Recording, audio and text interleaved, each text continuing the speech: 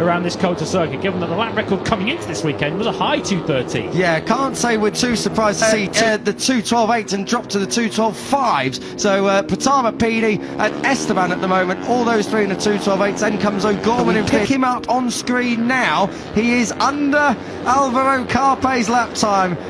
Oh, this would be special. He's going to have a slipstream all the way up this as well, and he's just about far enough behind Adrian Cruz to be benefiting, but lap's gone.